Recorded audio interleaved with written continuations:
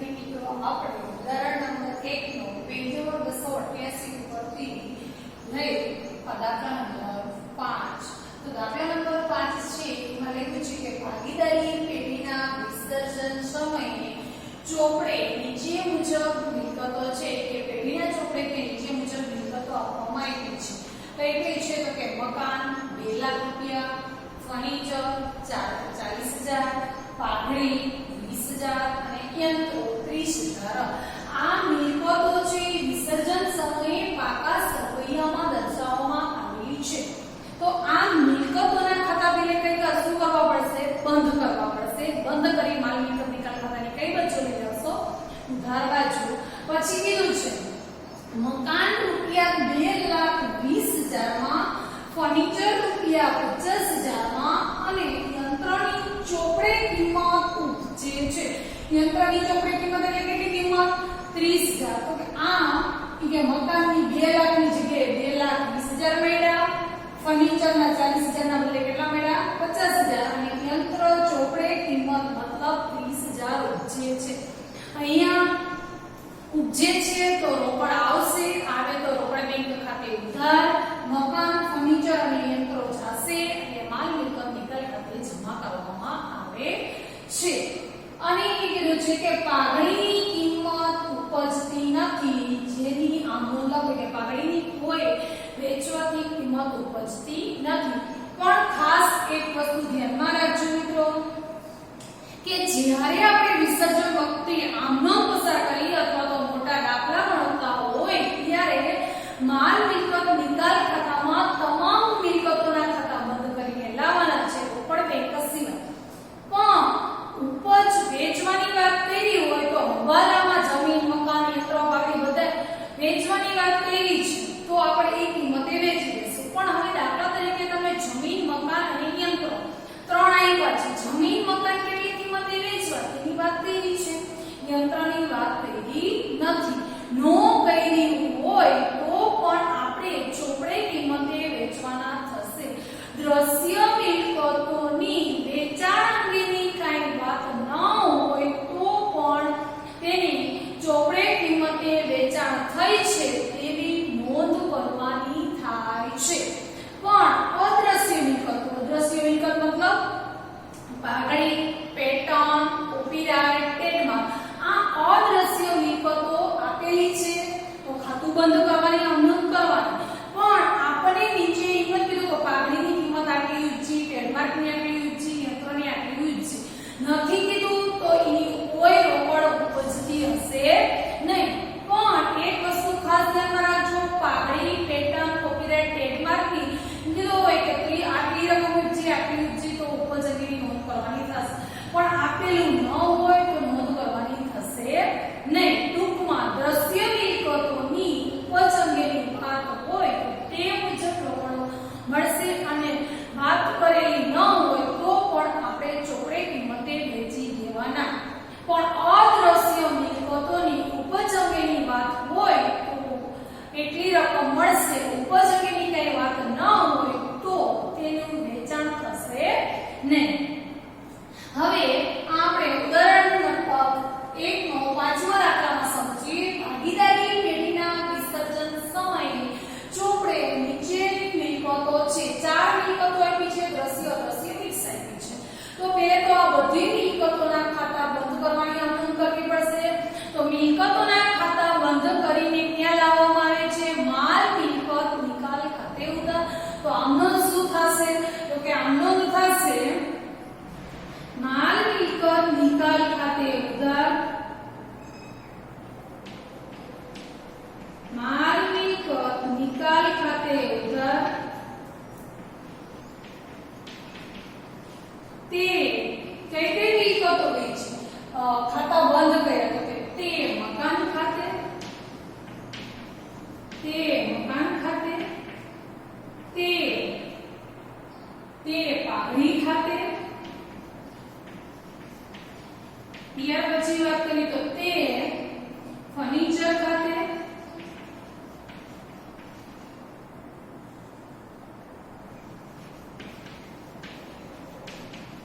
તે કોના ખાતે હશે? યંત્રો ખાતે. આ આપણે આમ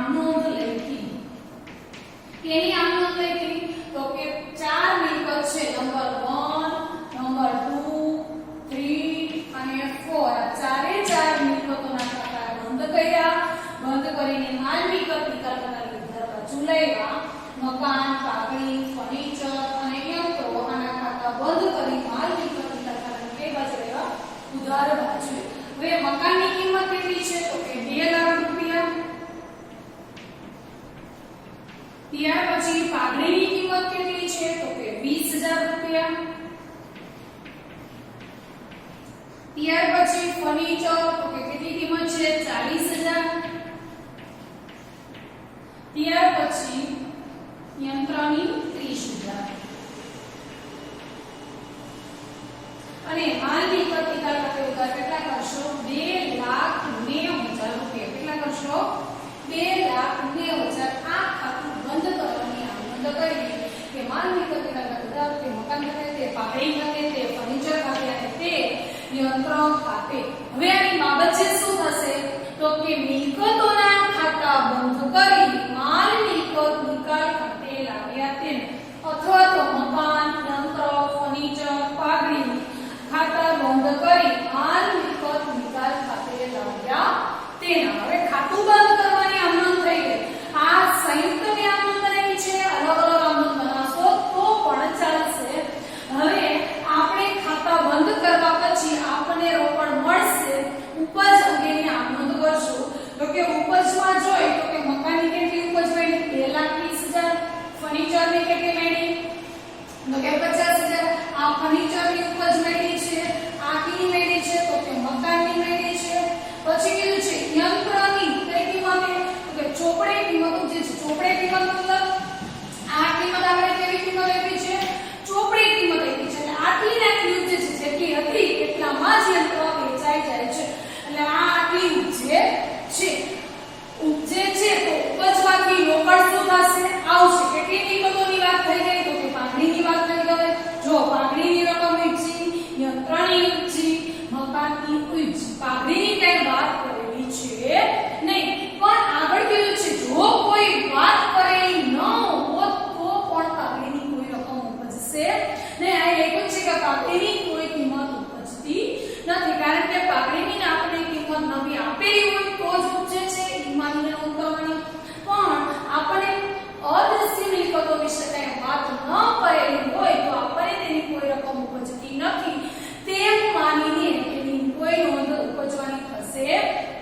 નહીં પણ મકાન અને ત્યાર પછીની વાત કરી તો કે મકાન ફર્નિચર અને યંત્ર તો કે આની રકમ ઉપજે છે તો શું રોકડ મિલકતો વેચવાથી રોકડ શું થશે આવશે તો આમનું શું થશે તો કે રોકડ બેંક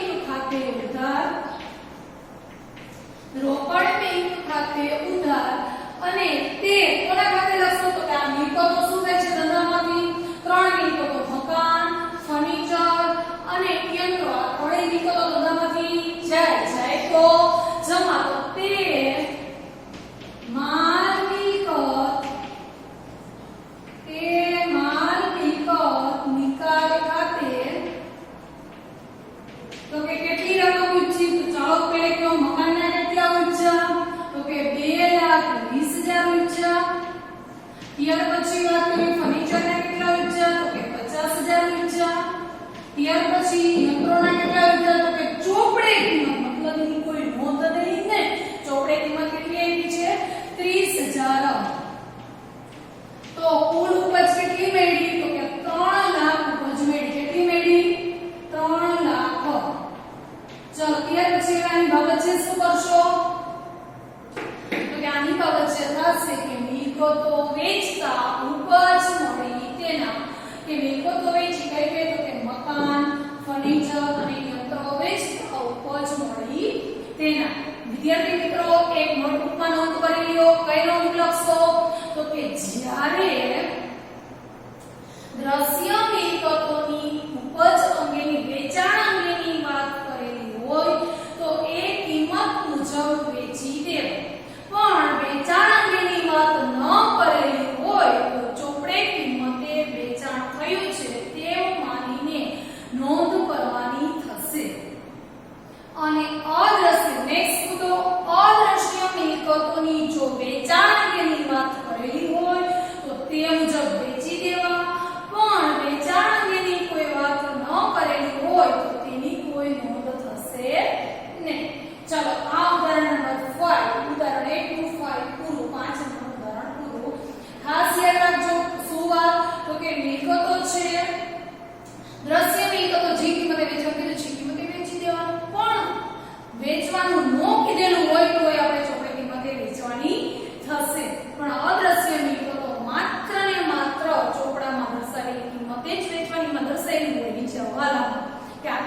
કોઈ વેચો તો વેચવાની, નકર વેચવાની નહીં.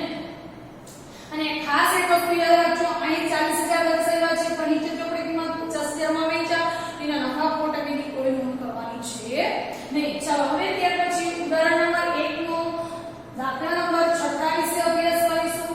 6માં શું કીધું છે કે ભૂતકાળમાં માંડી વાળેલી ગાયકાત. ગાયકાત એટલે શું? એ તો તમને યાદ જ હશે. કેટલી ગાયકાત પેડી? તો કે ₹12,000. ગાયકાત એટલે કે ધંધાએ નિર્ધારિત પ્રયત્નો કર્યા બાદ જે રકમ મળી શકે તેમ નથી તેને શું કહેવાય છે? ગાયકાત. એટલે કે ધંધાએ ઘણા પ્રયત્નો કર્યા પણ રકમ મળતી નથી, તો આપણે એને ગાયકાત તરીકે કેટલા માંડી પડ્યા છે? 12,000. આવું ક્યારે થઈ ગયેલું છે કે ભૂતકાળમાં થઈ ગયું હતું કે ભૂતકાળમાં માંડી વાળેલી ગાયકાત પૈકી ₹12,000 પૈકી કે 12,000 માંડી વાળેલા કે હવે આપણને મળવાના છે જ નહીં. પણ થયું શું? તો કે ₹10,000 પરત મળ્યા. આપણે નક્કી કરી લીધું જે રકમ આપણને મળવાની જ નથી તોય છતાં આપણે રકમ મળી. તો રકમ મળી તો આપણી પાસે રોકડ આવે કે જાય? તો કે રોકડ આવશે. તો રોકડ આવે તો રોકડ બેંક ખાતે ઉધાર.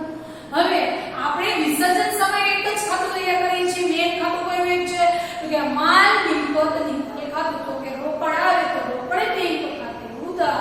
તે માલ મિલકત નિકાલ ખાતે, કારણ કે માલ મિલકત નિકાલ ખાતાની જમા બાજુ દેવાઓના ખાતા બંધ કરી અને કોઈ ઉપજ રકમ મળતી હોય તે દર્શાવવામાં આવે છે. તો આની આમનો થશે ₹10,000 આપણને મળે છે નહીં કે 12,000. કારણ કે આપણે ચોપડે 12,000 માંડી ગયા પણ એમ કેમ થયું કે લાવો મારી પાસે 10,000 થયા તો જે રકમ મેં આપી નથી આપ્યા તો ₹10,000 મળે છે. તો આમનો થશે રોકડ બેંક ખાતે ઉધાર.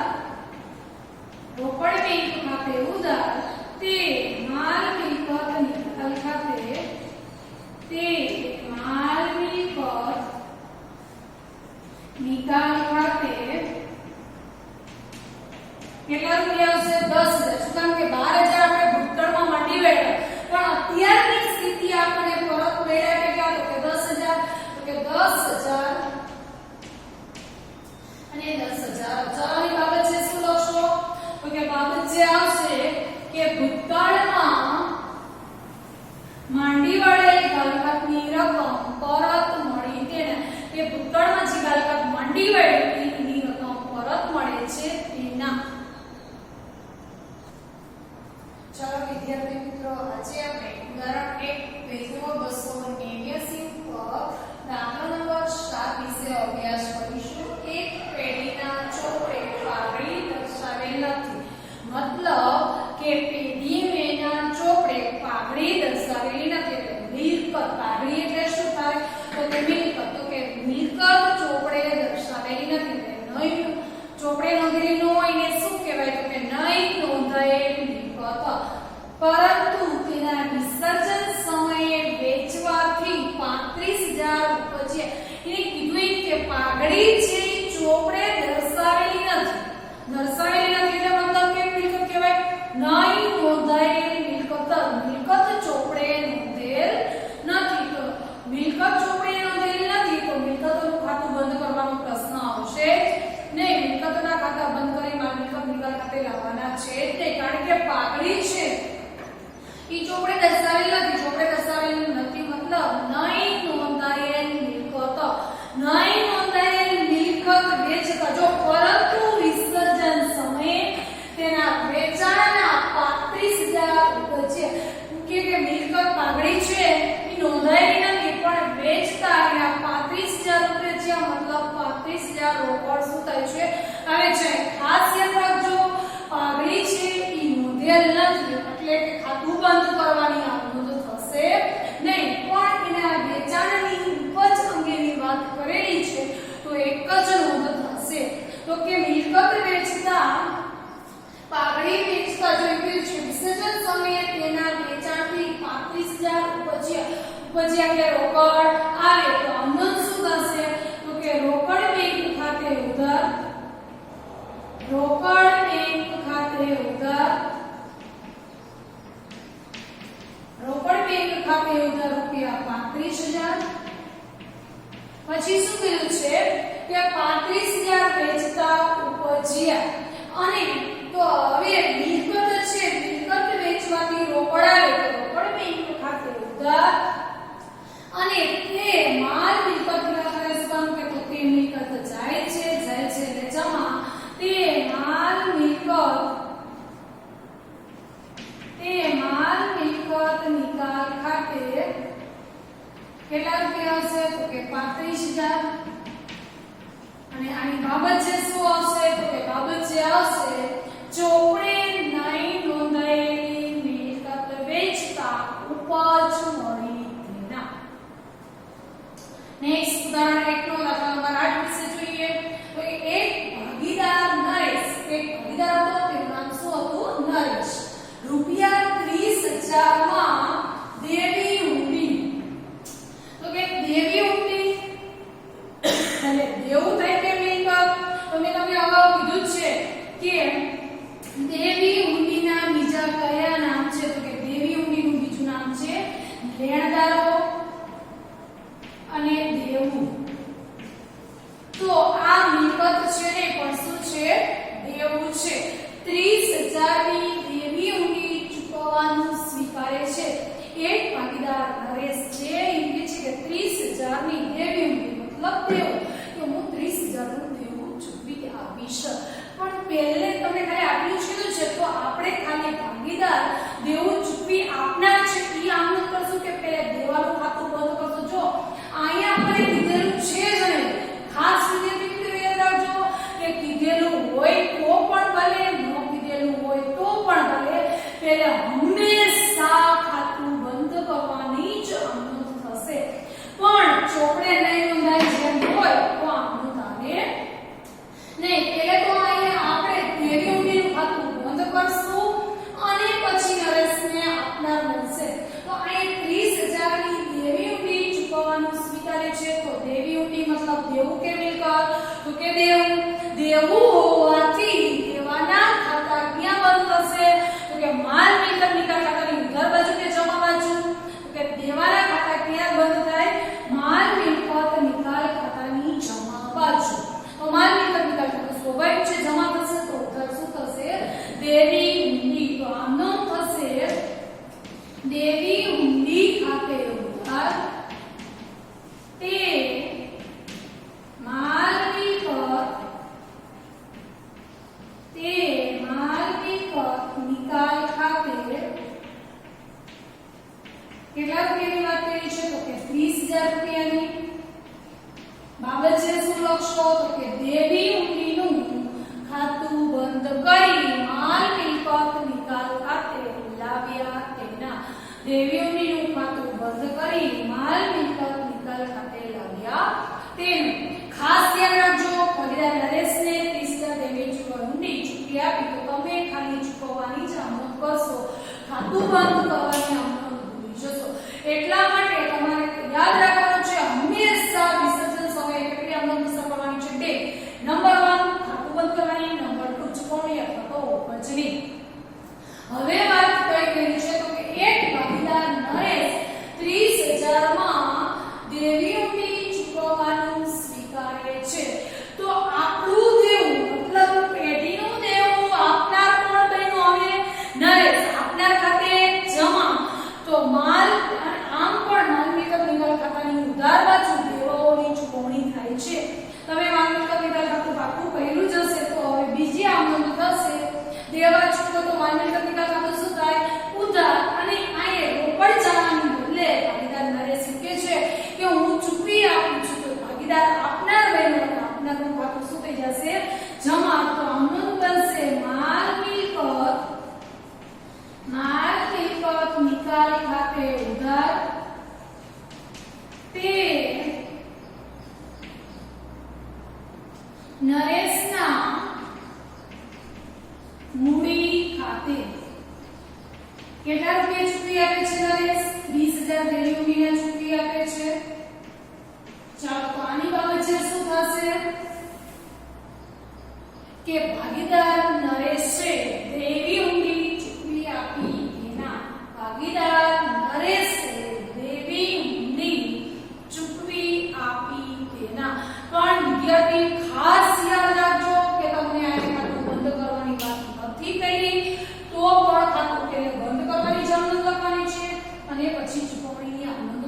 છે. પણ અહીંયા આપણે શું કામ ન કર્યું તો કે અહીં ના જ પાડી છે કે ચોપડે નોંધેલી નથી, ચોપડે દેવું